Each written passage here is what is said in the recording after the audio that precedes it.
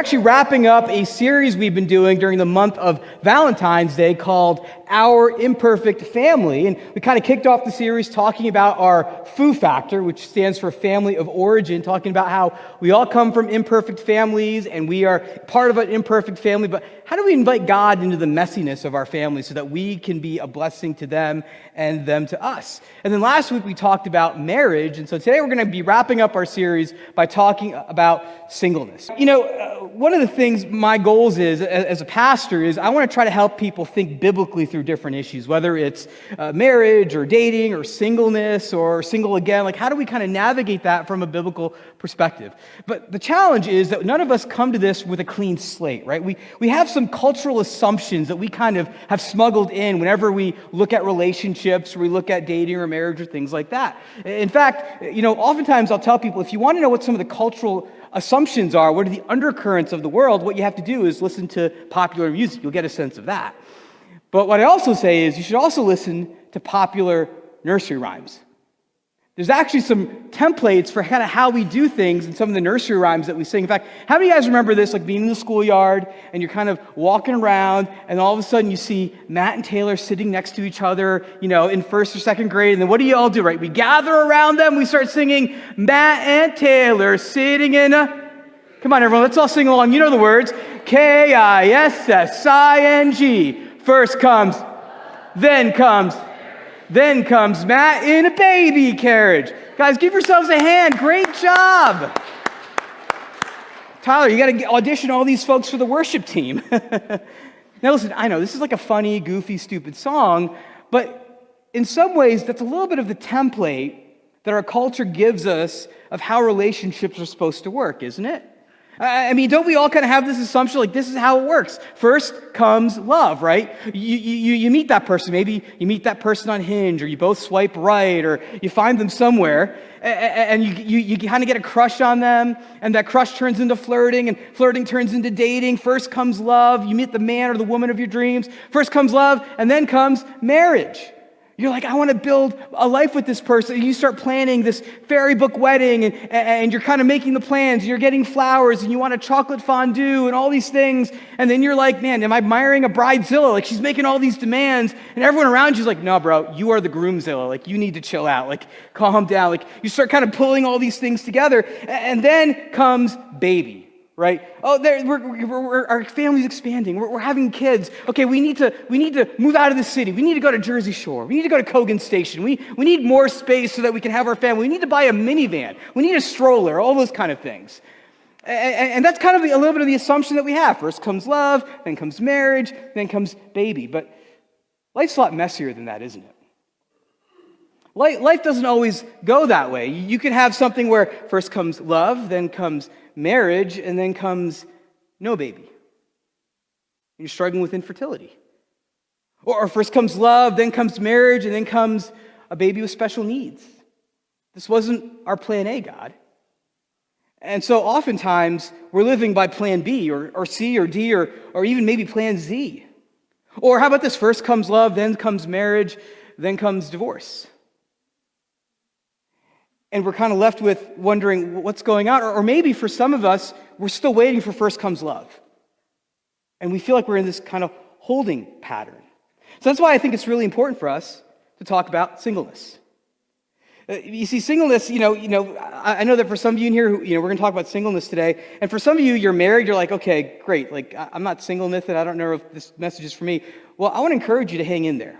Okay, if you're married, there's something in this message for you because you probably know some single people in your life. You've probably got some family members that are single. And there's another question that often comes to mind when I talk about singleness. It's just, Nathan, you haven't been single for a while. I mean, you've been married for 16 years. I mean, you haven't been single for a long, long time. And while that's a fair question, I want to answer. My wife and I, we got married back in 2009. Thank you. We're still married. She still likes me. It's even better. But here's the thing. We got married at 28. 28 was, back when we got married, was the average of when couples got married. Now it's 29. That's the average age when couples get married. And so we have almost 3 decades of experience being single. And so I want to maybe bring some of that experience to you, maybe share some things that I've learned in my singleness. But the thing is, like, we have, we've always stayed connected with single people in our lives. We have a lot of friends who are single. In fact, my wife always has a bunch of friends that are single. I remember a couple years ago, she had a friend that came over our house, and, they were kind of chatting about some of the tensions and the challenges that single people face. And one of the things that they mentioned was that they get 2 different messages. One message from the world about singleness and one message from the church. One message from the culture and one message from God's people, and it can be kind of frustrating. And I think a lot of times when we think of singleness, we usually think of maybe 20-somethings, right? Like, oh, you're in your 20s, you must be single. But guys, singles span the entire ages and stages. You've got singles in your 20s and 30s, 40s and 50s and 60s and 70s. You got folks that are single and maybe single again. And you got people that are single for all sorts of reasons. Let me share with you a couple things that people have told me about why they're single. Here's one quote from a friend of mine. "I'm single because I found myself in a very codependent relationship. And right now, I need to focus on wholeness and health." And I'm like, that's wise. Like, if you've been in an unhealthy situation, like, get yourself out of that. Get healthy. Get focused on your well-being. Here, check this next one out. This person said, "I'm single because I'm really shy, and honestly, I suck at social interactions." Love the honesty there. And here's why, but seriously, here's why I love that. It's like, this is where I'm at. I know it's not good, but it's where I'm at. I need to work on this, right? There shows some progression, just acknowledging where we're at. And here's this next one. Check this one out. "I'm choosing to be single because actually, I'm not really interested in dating." Can I just say, if you're single and that's you, that's okay. Like, it's okay not to be interested in dating. I know the culture will want to tell you, well, you got to be going out there, or maybe even in the church you get that message, but it's okay to just not want to date. But I also know that for some of you, singleness wasn't your choice. It was a choice that was made for you. I remember a couple years ago, I was in a pastoral counseling situation, and someone had just told me that their husband had just kind of blown up their marriage, multiple infidelities, some sex addiction, and so they had to separate and eventually divorce. And she now was taking care of her 3 kids by herself.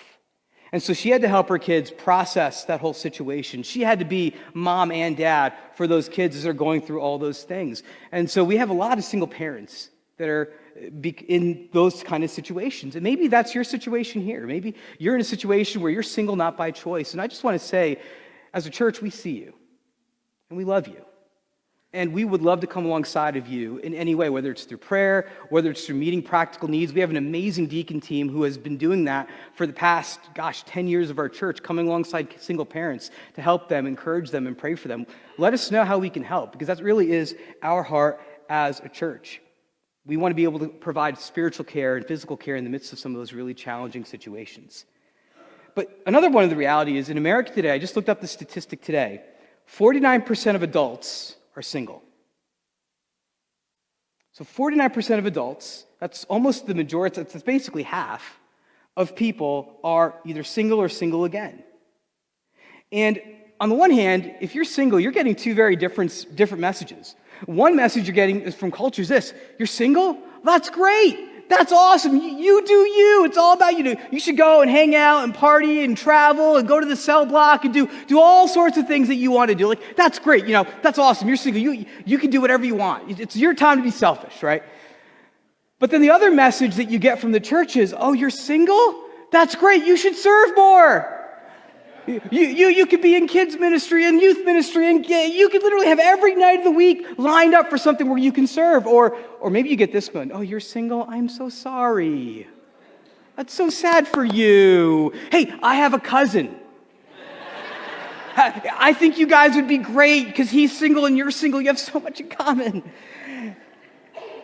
And you're like, oh man, but here's the thing. In many ways, I think we have either said this outwardly, or we've maybe treated people like this. So I'm talking to married people here. We've almost treated single people like they're in a holding pattern, that life doesn't start for them. But that is such a contrary message that we get from Scripture. I love what the Apostle Paul, who was a single man, at one time he might have been married, he may have been widowed, we don't really know the situation, but he was talking about singleness. And this is a guy who lived a really fulfilled life. I mean, he preached thousands of sermons, he traveled all over the known world, he started businesses, he advocated in politics so that the gospel could go forward. And here's what he says about singleness. He says this in verse 6. I say this as a concession, not as a command, meaning this. Guys, I want to give you my opinion. Here's just what I think you should do. I wish that all men were as I am. So he means single. But each man has his own gift from God. One has this gift, another has that. Now to the unmarried and the widows I say, it is good for them to stay unmarried as I am. Now this is interesting because part of this is there's a historical situation where the church is experiencing a lot of persecution. So Paul's like, it's probably better for this season if you remain single.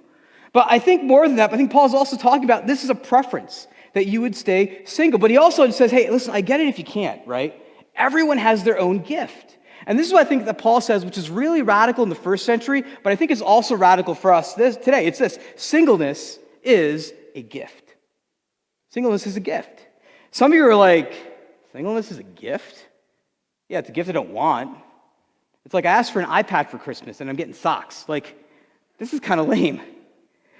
But if you actually look at the word for gift that Paul's using, it's the word charisma. Say charisma, church. Charisma. Charisma is the same word that we use for spiritual gift, meaning that your singleness, your relationship status is actually a spiritual gift. And a gift is not something that you use for yourself. It's something that you're given so that you can use and bless other people. So that's the gift that Paul here is talking about. And now if you're kind of wondering, hey, Nathan, how do I know if I have the gift of singleness? Anyone ever wonder, like, how do I know if I have that gift? Here's how you know. You ready? You ready? This is real radical. If you're single, you have the gift of singleness. I've helped you discern God's will. You're welcome. Okay? If you're married, you have the gift of marriage. Both gifts are given by God. Both are valid, and both God has given you so that you can use to bless other people with your gift. So I need to say this really, really loudly, really clearly. Paul is saying that singleness is not a middle stage before marriage. The scriptures do not say that singleness is like the step before life begins. You can have a fulfilled life in your singleness to go and bless the world. But this happens only when you and I, and this is also for married people too, surrender our desires to God. There's a surrender process here. So if you're single and you're like, man, I want to find the right person, or I want to get married and I want to have kids, and you have these desires, your job is to surrender them to God. And when you're able to surrender those desires to God, you know what that means? It means you can live out of the fullness of who He's made you to be. It doesn't mean that those desires go away. It doesn't mean that those things leave you. It just means that I've surrendered them to Christ, and so I can trust Him with it. And when that happens, your number one focus can be Jesus. Living for Him, following Him, honoring Him. Paul continues to say this. He says this: I would like you, go to the next slide here. I would like you to be free from concern. An unmarried man is concerned about the Lord's affairs. How can he please the Lord? But a married man is concerned about the affairs of this world, how he can please his wife. So when you're married, I mean, it's a great state, but you're kind of divided in your devotion, right? Because on the one hand, you've got a spouse that you got to take care of. If you've got kids, you've got to run around the kids. And so there's a little bit of a split devotion in terms of where you'd want to put all of your energy, your time, and your priorities. Paul goes on to say this. He says, his interests are divided. An unmarried woman or virgin is concerned about the Lord's affairs. Her aim is to be devoted to the Lord in both body and spirit. But a married woman is concerned about the affairs of this world, how she can please her husband. I am saying this for your own good, not to restrict you, but that you may live in a right way in undivided devotion to the Lord. So what Paul is saying here is this. Listen, my heart is that you would have an undivided devotion to God, that you would love Him. And so when you're single, you're in this state where you don't have other priorities. You don't have other time commitments that are competing with your time or your devotion. When you're married, you do. But whether you're single or whether you're married, we're all called to put Jesus first. Now, I want to be very, very clear here. This does not mean that, hey, if you're single, you've got more time to serve at church. Guys, I know a lot of single people who are super busy because they've got a lot of things going on in their lives. But here's what this means. It means that they can use their time, use their resources, and use their energy in one singular purpose. They can kind of focus it all in as God leads them, not as you lead them. I know sometimes we talk to singles like, hey, I have plans to prosper you and not harm you, to give you hope in the future. No, God has plans for them. And our job is to come alongside of them and encourage them because they've been empowered to further God's kingdom without the stress of spouse, without the stress of kids, and things like that. And so if you're single, here's a question that you can start to ask, maybe even take before the Lord. It's this: what makes me come alive? What is it that when I'm doing it, when I'm involved in it, when I'm engaged in it, it makes me come alive and become who God has called me to be? And so if you're here today, I'm really excited because I'm not the only one who's going to be talking about singleness. In fact, I've assembled an all-star panel of experts that are going to talk about singleness. And these are folks that are single and single again in different ages and stages. And so would you just join me in welcoming up Amanda Walter, Karen Wells, and Josh Hall. Make some noise, City Alliance. Come on up, guys.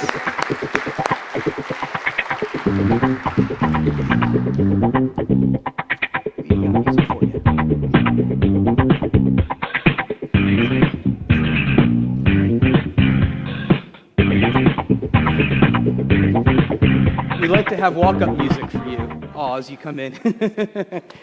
Well, listen, let's just do some quick introductions. If you want to start, Amanda, and we'll just kind of go down, just tell us who you are, how long what do you do, and how long you've been at City Alliance Church. Well, good morning. My name is Amanda Walter. I am a high school biology teacher, soccer coach, and in my summers, I do child evangelism fellowship with the Kennedys back there. All right. And I've been at City Alliance for about 5 years. Awesome. Cool. I'm Karen Wells. I work actually as a paraprofessional support staff at Jersey Shore Elementary on top of a few other jobs. And I have 4 children that are here with me. And I have been going to City Alliance since 2017, so I think about 7 years now. Oh, that's awesome. Hi, my name is Joshua Hall. I'm a personal trainer, and I've been at City Alliance for about 8 years now. That's awesome. Now, Josh, your picture is blocked by this really cute baby. Like, who's this guy? Yeah, that's my nephew. All right. Very Levi. cool. Very cool. So I wanted to ask you guys some questions, maybe help us kind of both as married people, but also as single people, help kind of give us a better understanding. But I would love to know from you guys, what messages have you gotten from the church about singleness or even being a single parent? What are some of the things that you've heard or picked up on? Josh, we can start with you since you got the mic in your hand. Perfect. I mean, growing up as a pastor's kid, I've always gone through quite a few messages, but probably the most that would resonate would be that singleness is a gift, and it gives you an opportunity to have a lot of free time and to grow yourself spiritually for the next phase in your life. Cool. Keep passing the mic down. For me, I'm single again, which was not part of my plan or what I would have foreseen happening. So it's been a little bit of a different stage. I know that oftentimes when people are in that situation, as I am, that they may sometimes be looked at for basically their situation defined by their circumstances or maybe what got them there. And that can be really hard and challenging because none of us want to be defined by our circumstances. Or the things that have happened in our life. Like, we want to be known for who we are. I've been grateful because truly, as I have been able to be just vulnerable and I think just forthcoming with people, overall, like, I have been pretty well received and have had just the church and a lot of people just come around me and my children. So I'm very grateful for that's been my experience, but I realize that hasn't been everybody's experience. I would agree with Josh. I think from at least at the pulpit, I've heard singleness as a gift and both Paul and Jesus as biblical examples of men who, I mean, Jesus is the one that we worship, lived very full lives that were single. Right. I think sometimes the conflict for me has come more at an individual level with people's perceptions or assumptions of sometimes maybe viewing singleness as less than, or like you said earlier, as like a middle ground to marriage. Gotcha. Like it's a holding pattern to some Right. of those messages. Yeah. Well, thanks, guys, for your honesty and kind of sharing some of those things. And I think you mentioned, Karen, one of the things we talked about is as a single parent, you're kind of in this interesting stage, right, where you've got kids, and sometimes you have them, sometimes you don't. And you were kind of sharing some interesting things about thoughts around that. Yeah, when I kind of entered into this phase of life, it was something that I kind of don't really fit with or always feel like I fit with single people, even though that's technically like my status. And I don't always feel like I fit in with like the family side of things because Yeah. I don't have a spouse and significant other that is coming alongside of me that way. And so truly sometimes it's felt like I've been like an enigma, but at the same time, like I've been grateful because there are times where I have experienced that there are still families and friends that have still just embraced me and my children, and we're still part of them. And then there's been times that when my kids are with their dad and it's just me, like I have been able to take that time and be able to connect with other people, whether it be singles or families, even still at those moments sometimes. Yeah. Well, thanks for sharing that, especially that whole idea of I don't really know where I fit, 'cause I'm kind of in those two worlds. Like I appreciate you sharing that. How have you seen singleness as a gift? I know, Josh, you said some kind of really interesting things about how you felt like singleness has been a gift for you in this time. With having that extra free time and having that flexibility in my schedule, I've been able to pretty much on a weekly basis over the last 3 years or so, I've been able to meet with Robert Montgomery as we go. We actually finished a series that we went through here with Goliath Must Fall, and also along lines of being able to, as you saw before, spend time with my nephew, and then also being able to visit my parents more regularly. So wait, Josh, you're saying as a single guy, you actually have other family that you connect with? Like you've got parents and a brother and a nephew? Yeah, sometimes. But I think that's really important because sometimes, like, hey, when we think, oh, you're single, you don't have a family. That's not true. You have an entire family that you're connected to. So I think that's important for us to kind of keep in mind as well. Any of you else want to kind of speak into how singleness has been a gift? So I really like this question. While I'll be honest, I'm not always content with singleness. I'm very well aware of the gift that it is to me. So my family's not in this area, so living on my own for several years has grown me in maturity as a person and in my walk with the Lord. I've also done discipleship here and just learned so much about my own walk with the Lord through that. And like Josh mentioned, the time gives me an opportunity to invest in things that I really enjoy. I really enjoy working with the youth group here, with worship team. I love coaching, so I have the time and space to be able to do those things. Yeah, I know you're a huge blessing with Child Evangelism Fellowship in the summers. So yeah, you're able to kind of use that as a gift in that sense. Absolutely. For sure.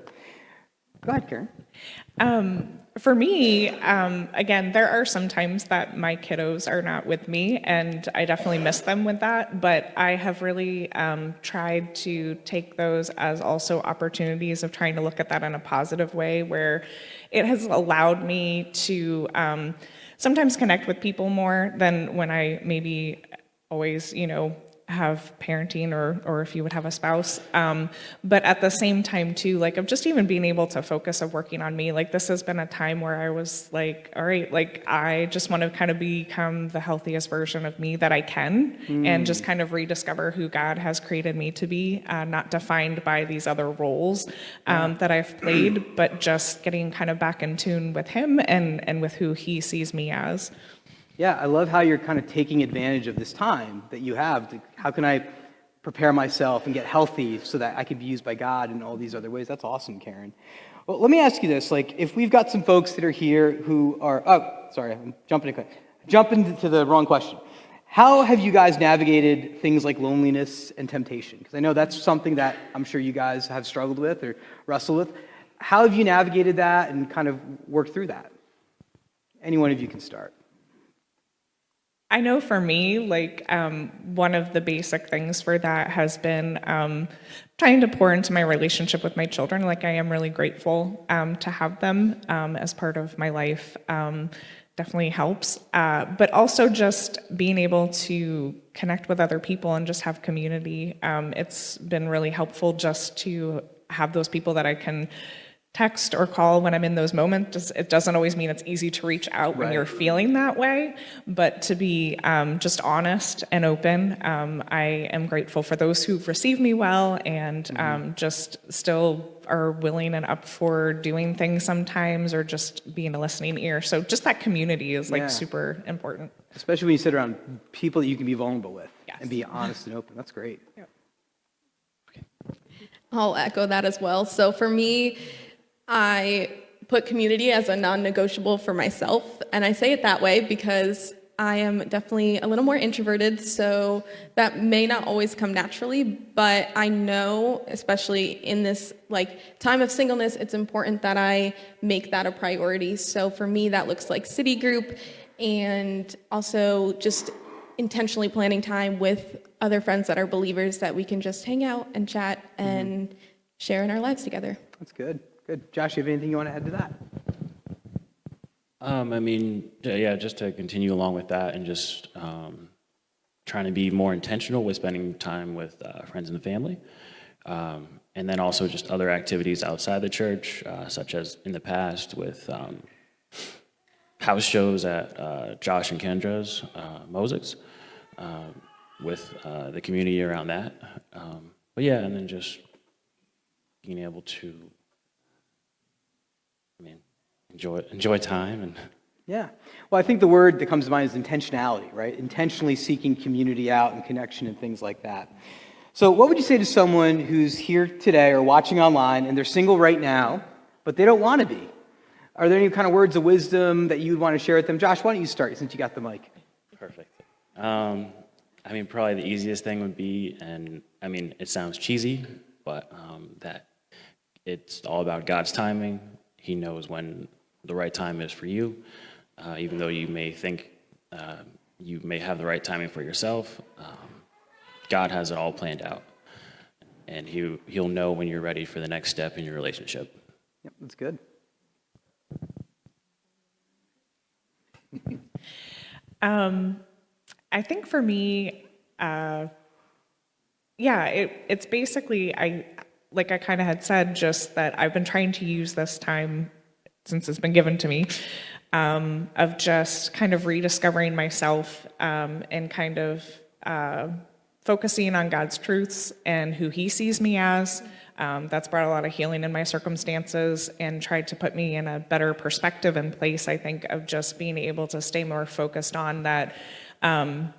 This isn't, there's been a lot of grief, but at the same time, that this isn't a death sentence of a time or a time that that there's not anything good. God takes the things that are hard even in our lives and redeems those. There are connections that I've been able to have with people that I probably wouldn't have had maybe quite in the same way with walking through what I've walked through. And at the same time, that on the other side of it, I'm still able to see hope. I don't know exactly what God's plan is in this.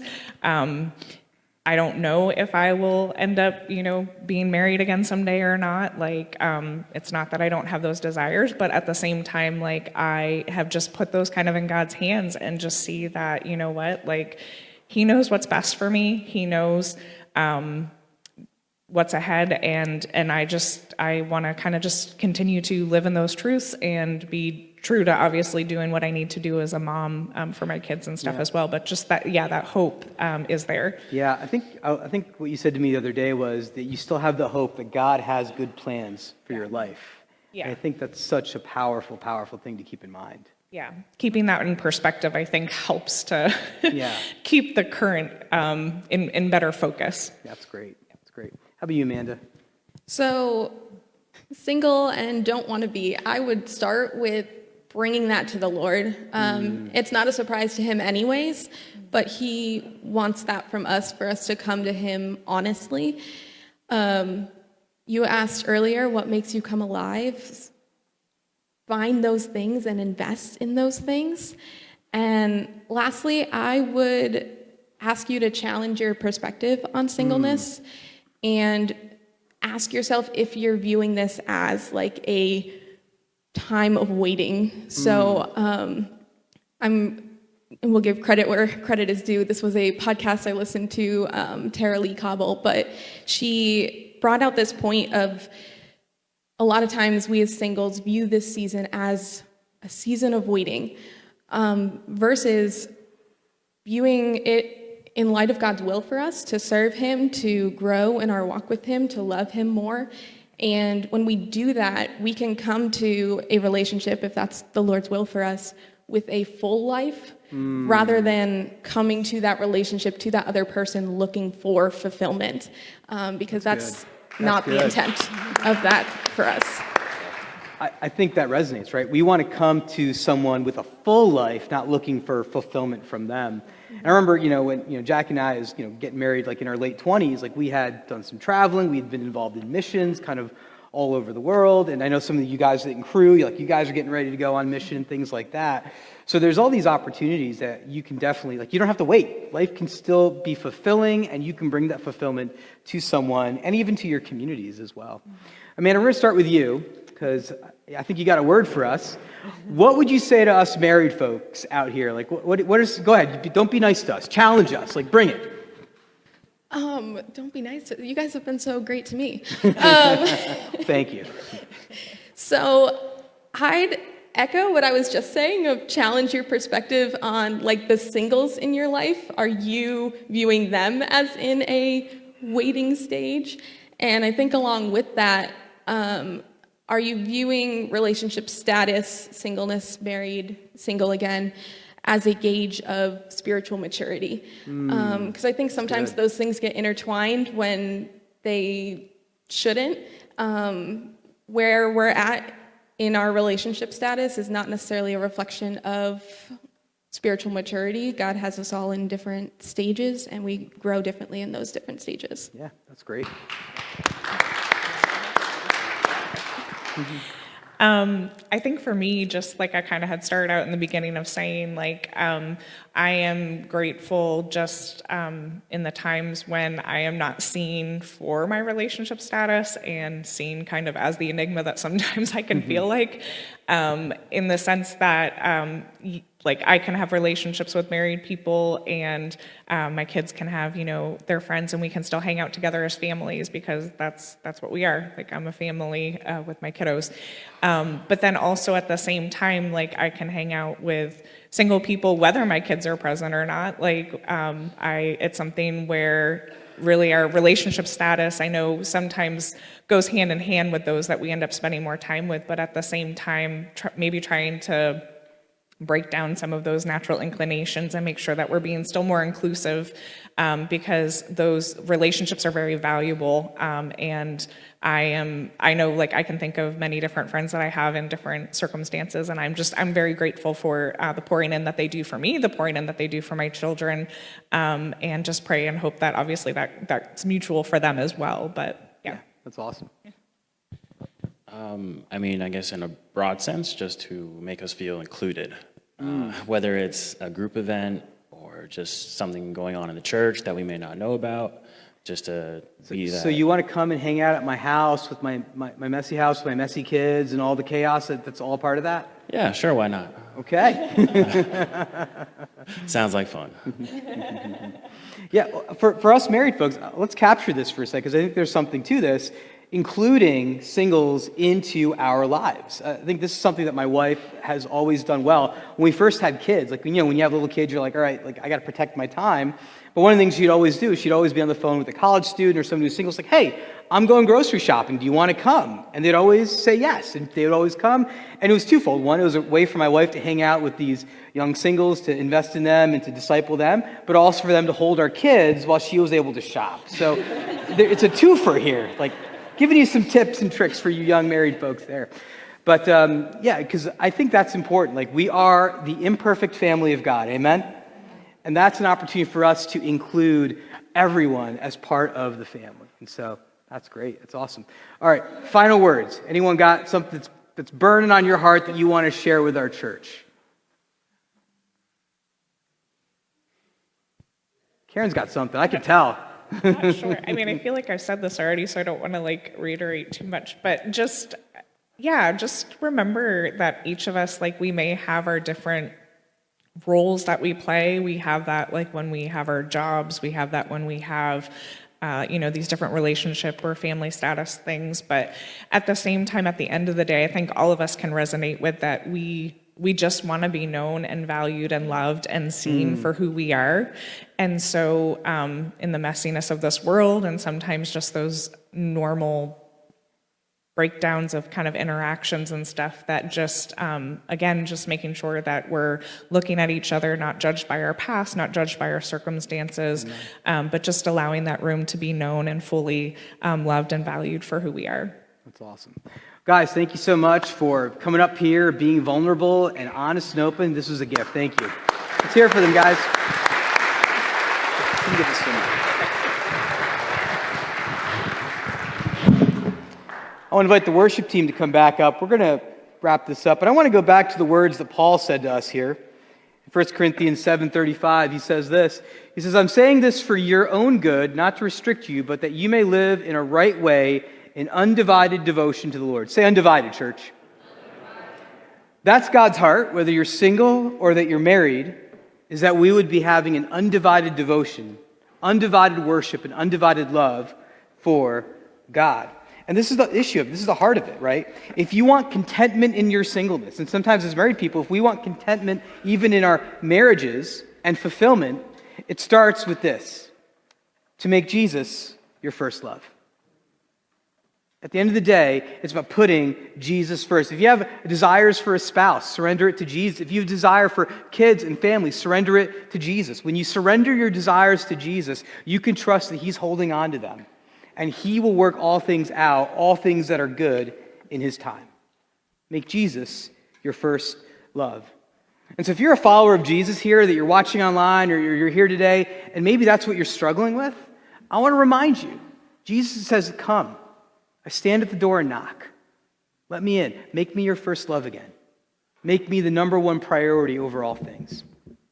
But maybe you're here today and you're struggling with singleness because really the heart of the issue is that you haven't made Jesus your first love. Maybe it's because Jesus isn't even factored in. Maybe you don't have a relationship with Christ yet. And so if that's you today, I want to encourage you to take a step, which is to invite Jesus to become your first love. To invite Him to be the number one priority of your life. Well, Nathan, what about my career? What about my relationship status? He'll take care of all that. Your job is to simply invite Him to become the Lord of your life. And it's pretty easy. It's admitting that you're a broken, finite, fallen human being. We call it being a sinner. And then it's putting your faith or your trust in Jesus, that He's going to be the one who's going to rescue you, that He's going to put your life back together, and that you're going to commit to follow Him. And as you follow Him and you put His ways in first in your life, things will start to come together. But I want to encourage you, if you haven't done it before, or maybe you've been on the fence, maybe it's time to do it today, to begin a relationship with Christ. Would you bow your heads with me as we pray? As we're in this state of just worship, I just want to ask, if you need to make Jesus Christ your first love today, and maybe it's something you've never done before, or maybe you're recommitting your life, could you just go ahead and put your hand up? I just want to be able to see so I can pray for you.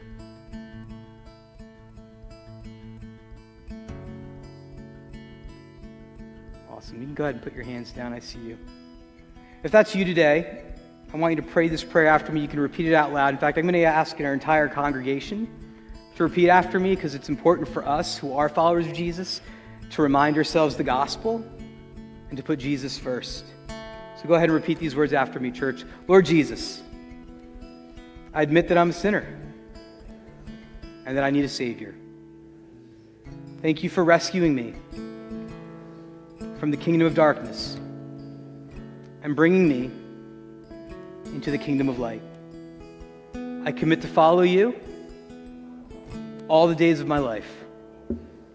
Thank you for Jesus. Thank you for the cross. and thank you for the hope of resurrection. Amen.